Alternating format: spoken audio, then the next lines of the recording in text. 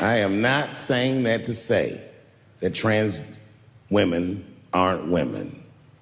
I am just saying that those pussies that they got, you know what I mean?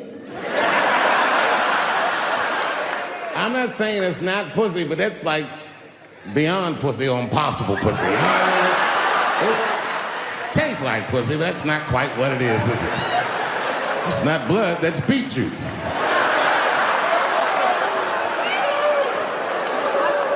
You gotta make life interesting like that, because the shit is flimsy. Life is flimsy. You think you're gonna live forever, you ain't not gonna live forever. It's dangerous out here. We know what's going on. I travel now, you know. I used to think D.C. had the roughest ghettos in the country. Nah, nigga, I have seen some shit now. Oh, there's some rough areas outside of D.C. Yeah, everybody should go to the ghetto. I was taken to the ghetto one time. That's the worst. When you get taken and you're not expecting to go. You know, usually you want to know when you go in the ghetto, like, I'm going to see some wild shit. I got to prepare myself. I'm going to see something crazy. When you're taken, it's different. I had a limousine driver. It was after a show. It was late at night. It was like 3 in the morning. I had a limousine driver. He was a nice guy talking to me and shit. Oh, hey, where you from, dog? D.C.? Word? That's a rough city, man. And his cell phone started ringing. Hold on 1 second. Hello? Oh, what's up, nigga? What? What the fuck? Slow down. What? What the fuck? No! No! No! Fuck that, nigga. Fuck it. I'm on my way.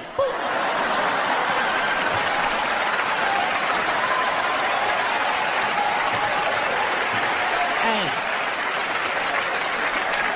I gotta make a stop real quick.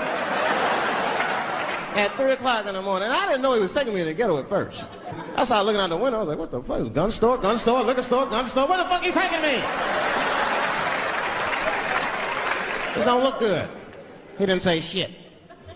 He just pulled up in front of an old rickety building that looked like a project. Now, I'd never been there before. I'm not sure if it was a project, but it certainly had all the familiar symptoms of a project. A fucking crackhead ran this way.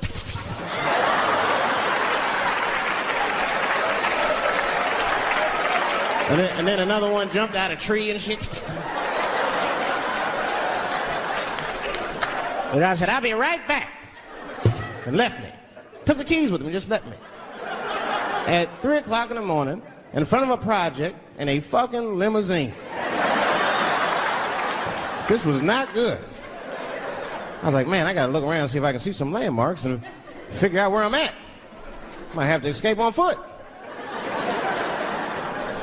Now, this is when I knew I was in a bad neighborhood. You only see this in the worst neighborhoods. Remember, it's 3 o'clock in the morning. It's 3 o'clock in the morning.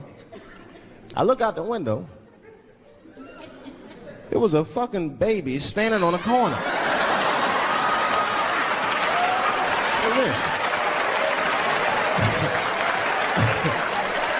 And the baby didn't even look scared. He was just standing there.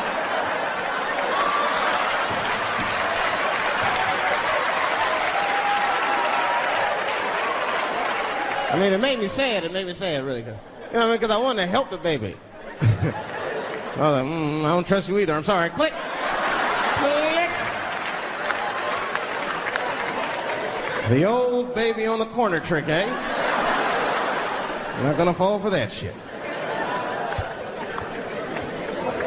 Where's this limousine driver? You know, I start feeling bad.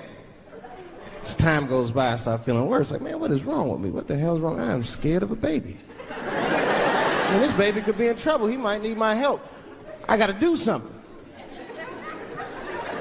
But I wasn't going to get out the car. I'm serious, man. I just cracked the window a little bit. There's an old limousine. I can roll it down.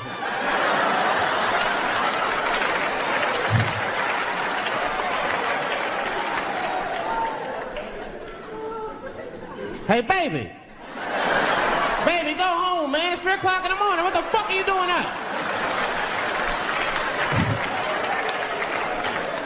The baby said, I'm selling weed, nigga. I said, oh.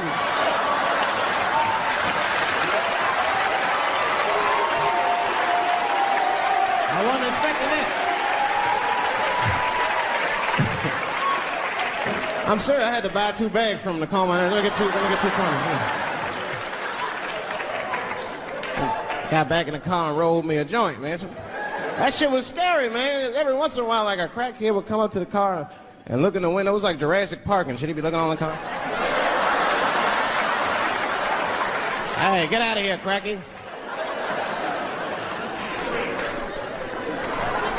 That baby was still standing there, man. That's what Then I started feeling bad again. Yeah, weed make you feel guilty sometimes. You know.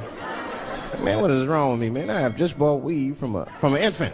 I can't condone this kind of behavior. What am I thinking? I can't let the fear ruin my morals.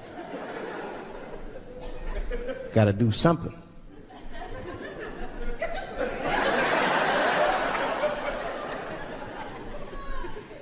Hey, baby. Stop selling weed, all right? You got your whole life ahead of you. He said, fuck you, nigga, I got kids to feed. I said, God damn. Fuck, I need an alibi.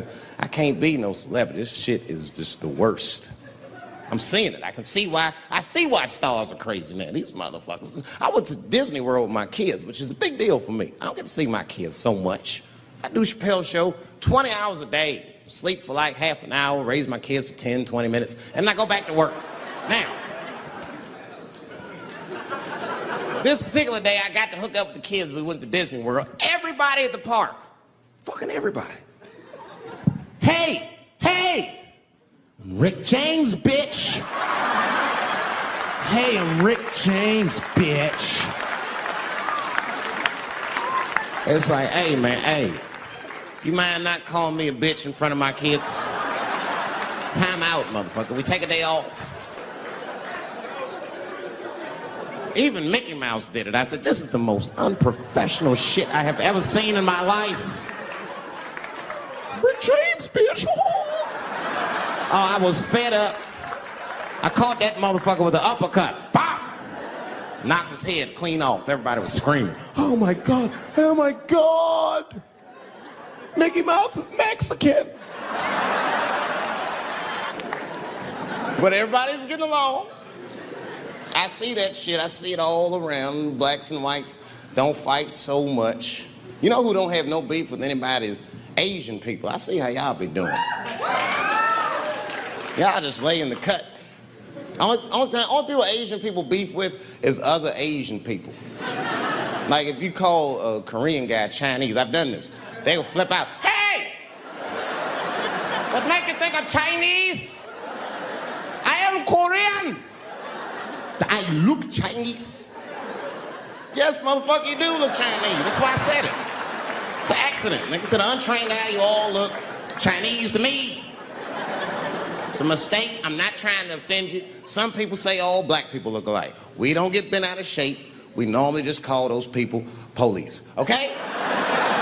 Just learn to live with it. That's all I can do. He was one of my first white friends, like, in my life, man. He was a good dude, too. He moved to Silver Spring from Utah, of all places. I guess his family was affiliated with that Mormon church they got down there, and me and him used to hang out. And one day I was at his house, we were just hanging out, and Timmy says, Dave, why don't you stay for dinner tonight? I said, oh, man, I'd love to, but I can't. If I'm not home before dark, my mother will kill me. That was a lie. My mother had several jobs. I hadn't seen her in like 3 or 4 days. And the only reason I lied to Timmy was because at that point in my life, it was my experience that white dinner wasn't delicious.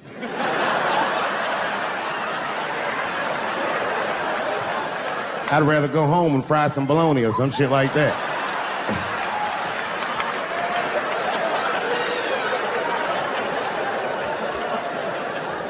But then old Timmy threw me a curveball I wasn't expecting. He said, oh, it's too bad you can't stay, Dave, because Mom made stovetop stuffing. I said, what the fuck, stovetop? Well, hold on, nigga, let me make some phone calls real quick. I had seen that commercial so many times, I had dreamt of getting my hands on some of that stovetop stuffing. And finally, I met a motherfucker that actually had a box of stovetop in the house. I couldn't miss this opportunity, so I pretended to call my mother. And then I came back and I said, Timmy, you're not gonna believe this great news. Mom said I can stay. And he said, fantastic. He said, why don't you come with me and we'll help set the table and then we can say the blessing. I had no interest in setting this motherfucker's table or saying these crazy ass Mormon prayers. I just wanted that goddamn stuffing. So I told Timmy, I said, you know what, I'd love to help, but let me go wash my hands first. My plan was simple. Wash my hands slowly, and by the time I'm done, the table will be set, the blessing will be said, and all that there will be left to do is eat.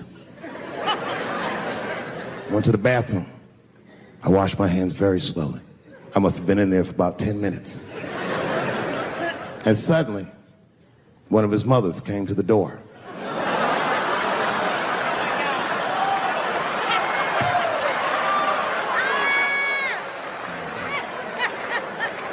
She was like, hi, David, right?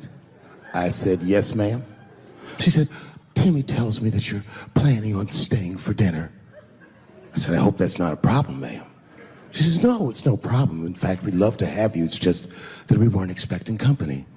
And I'm afraid there's not enough stovetop stuffing for everybody. So I kicked her in the pussy. Bam! Ladies and gentlemen, I told you I'm dope, nigga. I told you what I was gonna say and you still didn't see it coming. And that's why I make the big bucks.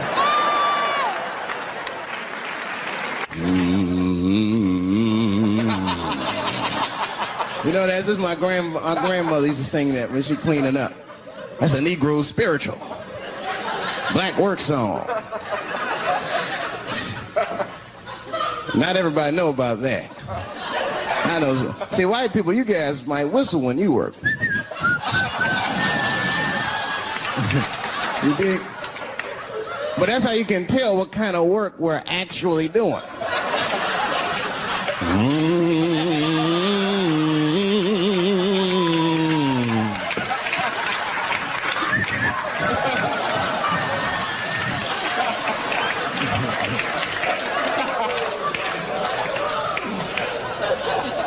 I study that kind of I do. Anything that has to do with race. I read a little here, see a little there. And I travel. That's always good.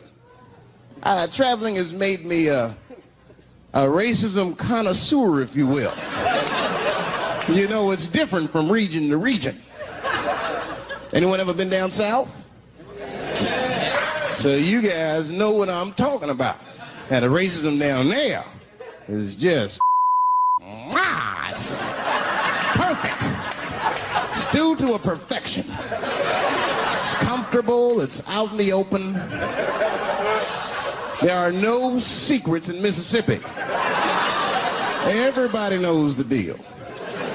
Morning, nigger. Morning, sir.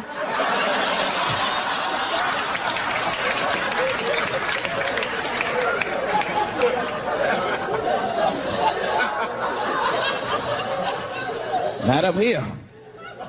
You hit the big cities, man, it's different. It's always a secret.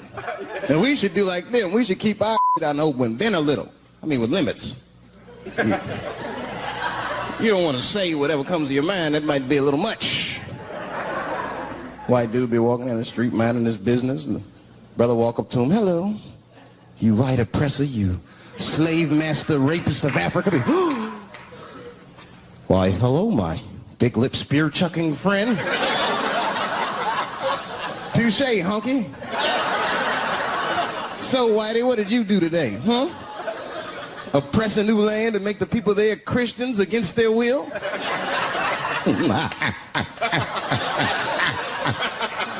What did you do, fellow?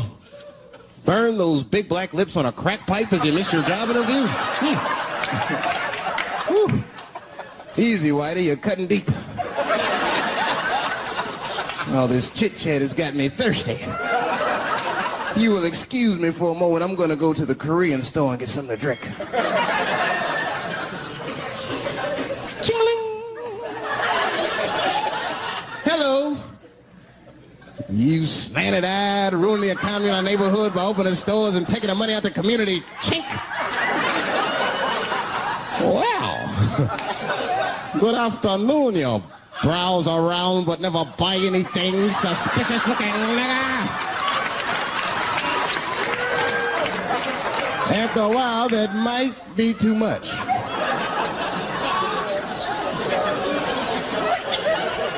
But you can't help it. If you're an American, you're a racist.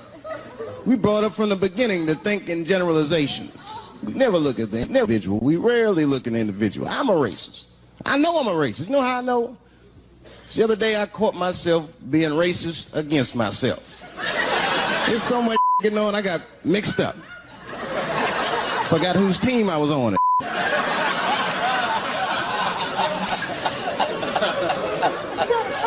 One time I was reading the paper, man, this story came on about this guy was suing a department store because they wouldn't let him play Santa Claus, you know, because he's black.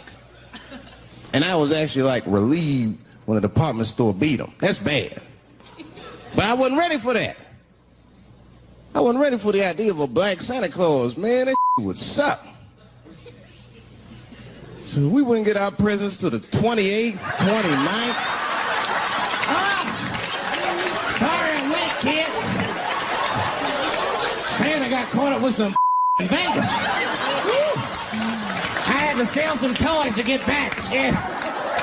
Where them cookies at? I heard that when Martin Luther King stood on the steps of the Lincoln Memorial and said he had a dream, he was speaking into a PA system that Bill Cosby paid for. Do you understand what I'm saying? The point is this. He rapes, but he saves. And he saves more than he rapes, but he probably does rape. Thank you very much. Good night. I know it's fucked up, but I tell you the truth. You know, everything's funny. Everything's funny till it happens to you. 3 months, a mere 3 months after that terrible attack that Chris Rock endured, I was on stage at the Hollywood Bowl, and a lunatic jumped out of the crowd and attacked me. Now, I gotta tell you, if it happens to you, you don't even know what the fuck is happening. It was like slow motion. I just looked over. I don't know this nigga. And I was looking, I said, oh my God, I'm being attacked. And this motherfucker was ragged. He jumped at me. He was like, ah! I'm old, but I'm fast. I caught this motherfucker's head with my hand and pulled his hoodie over his eyes. I can still feel his head in my hand. It was spongy. He had been growing dreadlocks. Not the beautiful dreads that Rastafarians grow. These were accidental LA homeless dreads. This shit had leaves and sticks and bottle caps and shit in it. Some kind of grease. I was like, ugh, like this.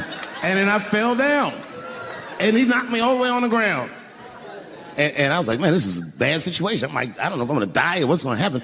But in that moment of vulnerability, you know what occurred to me that had never occurred to me before in my life? In that moment, it occurred to me that bodyguards should not wear dress shoes to work, Travis. This nigga Travis came out slipping and sliding on some kind of beautiful loafer and fell flat on his back. I said, oh my God. Now both of us are down. I gotta handle this shit myself. So I popped that back, boom. And then the kid that knocked me down, he popped out, boom, and we looked at each other and realized at the same time, I was bigger than him. And that motherfucker took off running. And I started to chase him, and I said, fuck him. And I picked the microphone up. I said, I'm gonna finish this show now. That's right.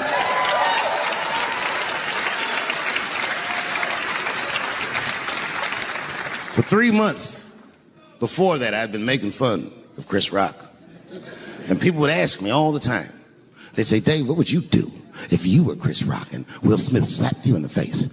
And to this day, the answer is the same. Well, I don't know what I would have done. I've never been in a situation that extreme.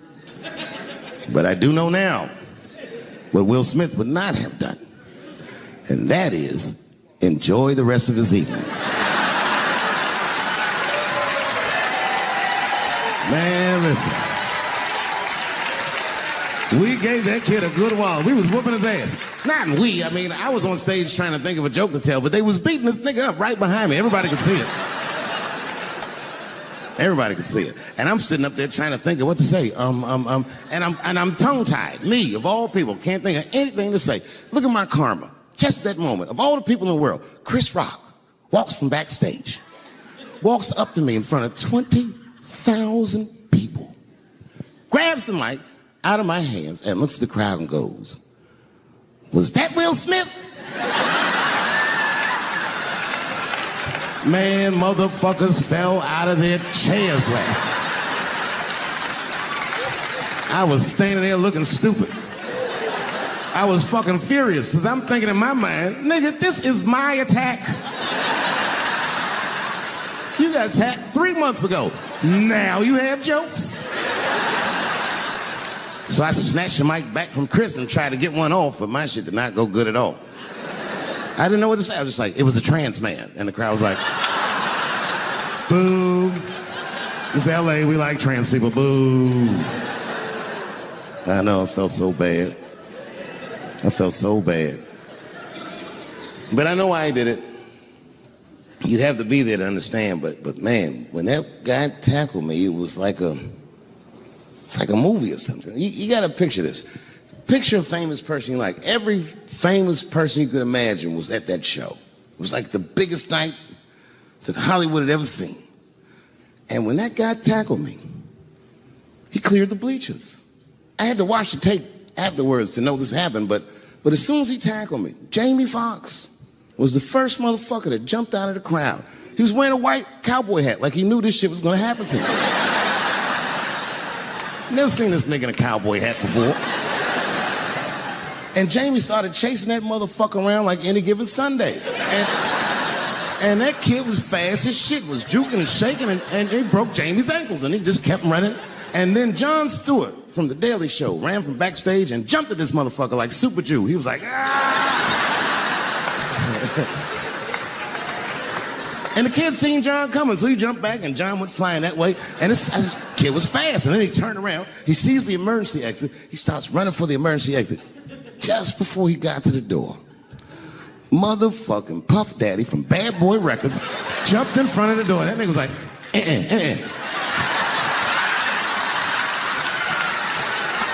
Boy, Puffy got that motherfucker. And then every celebrity just ran out because every celebrity saw themselves in me, and they just started beating the fuck out of that kid. And I know Chris was backstage looking like, nobody helped me.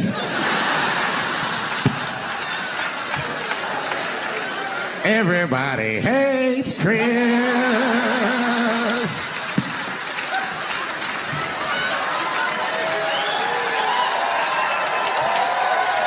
Thank you. Thank you. I like not knowing what's going to happen.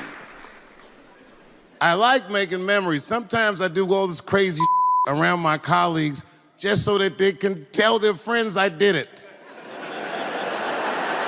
But rather than talk about myself, just briefly, I want to just talk about my genre. Stand-up comedy is an incredibly American genre. I don't think any other country could produce this many comedians. And unbeknownst to many people in this audience, I don't think there's opinion that it exists in this country that is not represented in a comedy club by somebody. Each and every one of you has a champion in the room. We watch you guys fight, but when we're together, we talk it out. I know comics that are very racist, and I watch them on stage, and everyone's laughing, and I'm like, that mother means that.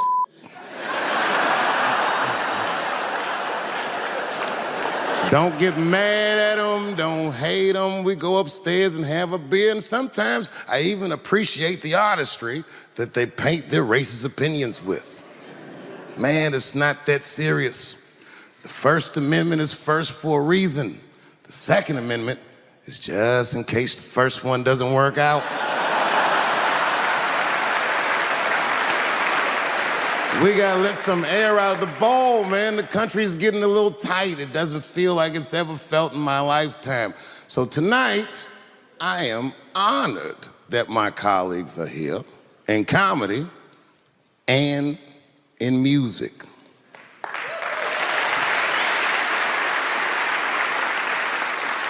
And I want everyone in America right now to look at me. Look at me smoking indoors. I didn't ask anybody, I just did it. What are they gonna do? Kick me out before I get the prize? No, nigga, this is called leverage.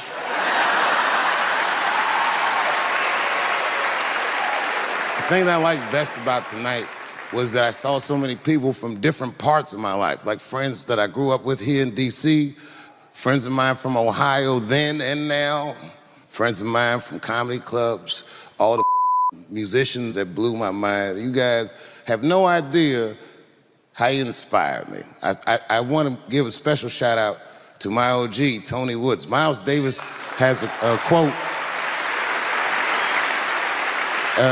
It's one of my favorite. Miles Davis said so much cool shit, but one of the things he said I always loved, he said, it took me years to learn how to play like myself. You know, he would watch other musicians and he would try to play like Dizzy or Bird, or all the guys who were great. Tony Woods was my Dizzy and Bird if I was a Miles. I was trying to play like you. You were the first person I ever saw do it absolutely right. You were fearless and you told the truth. There's something so true about this genre, when done correctly, that I will fight anybody that gets a true practitioner of this art form's way, because I know you're wrong. This is the truth, and you are obstructing it. I'm not talking about the content, I'm talking about the art form. Do you understand? Do we have an agreement? And what I really wanted to say tonight, and I'm glad I get the platform to do it, I'm gay. I am gay, and I can't wait to see what this does for my career, being gay like this. So many special shout outs. One of the main architects of the comeback of the century, my brother and my mentor, the mighty Stan Lathan. I never dreamed that I would be able to work with someone as great as you. These last 5 specials, straight fire. I wouldn't want to do another special with anybody else but you. So eat your mother vegetables and live as long as you can, because we doing a few more of these bitches. Neil Brennan, your speech made me cry, because it reminded me of all those hard days of work and all that money I never got for it. The other real special shout out I gotta make, because none of this would have been possible on any level without this person, is my mother. Mom. My mother. Mom. You have no idea what I put this woman through.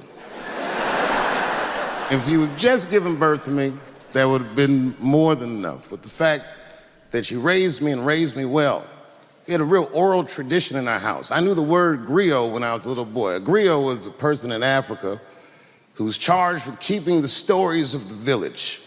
Everyone would tell a griot the stories, and they would remember them all so that they could tell future generations. And when they got old, they'd tell them to someone else. And they say in Africa, when a griot dies, it's like a library was burnt down.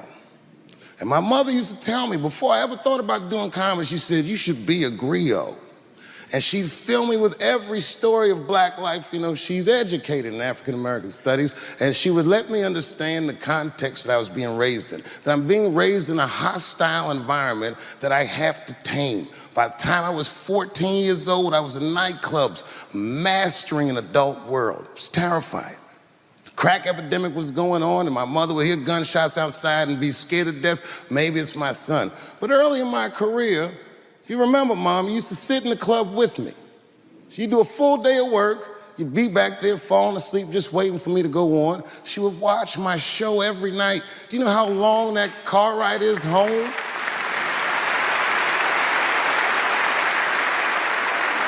How many of you have ever heard your mother say, jokes were a little too much tonight, son?